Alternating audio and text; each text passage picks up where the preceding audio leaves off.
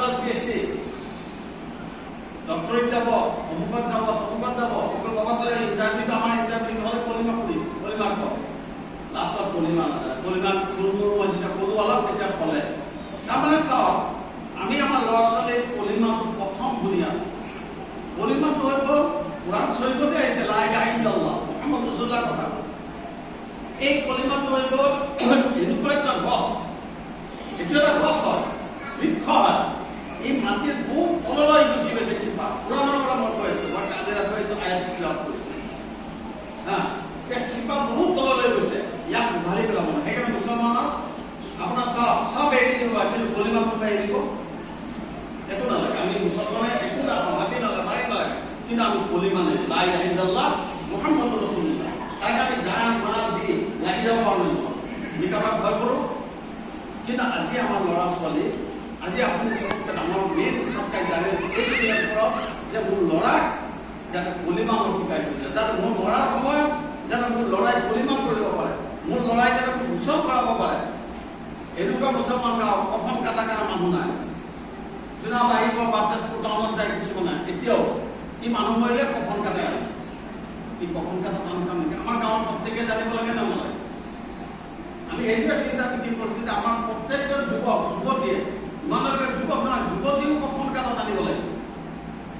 জানাজা নামাজৰ দোৱা চাওক জানাজা বহুত মানুহ হয় নহয়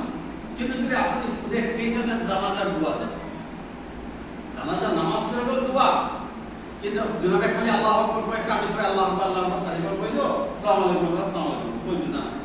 তাৰ মাজত কি পঢ়িব লাগে কি পঢ়িব নাজানে খালি আপোনাৰ সন্তান মোৰ সন্তানে যদি এই যে দোৱা জানাজাৰ শেষ নামাজৰ দোৱা তাৰ কাৰণে মই কোটি টকা লাখ টকা লৈ গৈছোঁ যিজনে মোৰ কাৰণে সেইখিনি কৰিব তেনেকুৱা সন্তানে মোৰ কিবা কামত আহিব ভাইসকল চাওক ব্যৱসায় বাণিজ্য কৰি আমি মজবুত হ'ব লাগিব আমাৰ টকা পইচাও লাগিব টকা পইচা নহ'লে আমাৰ অস্তিত্ব নাই কিন্তু আল্লাহ তাআলা সেইকাৰণে ক'লে যে তুমি নামাজ পঢ়ি পেলাই দুনিয়াত বিচৰিত হৈ যোৱা হক ৰুজিৰ কাৰণে হাৰাম ৰুজিৰ কাৰণে হালাল ৰুজি চাব আপোনাৰ ল'ৰা ছোৱালী ভাল হ'ব আপোনাৰ ঘৰত শান্তি হ'ব শান্তিৰ পৰিৱেশ হ'ব এইখিনি কাম কৰাৰ কাৰণে আমি জামাতে ইছলামীতে চেষ্টা কৰি আছোঁ গোটেই ভাৰতবৰ্ষত আৰু এইটো কোনো মছলক নহয় তাৰ লগতে এইখিনি অকল নহয় আমি চেষ্টা কৰিছোঁ আমাৰ ল'ৰা ছোৱালীবিলাকক এই কমচে কম আপোনালোকে টাৰ্গেট ল'ব লাগে যে ল'ৰা ছোৱালীখিনি যাতে স্কুলত ভালকৈ পঢ়ে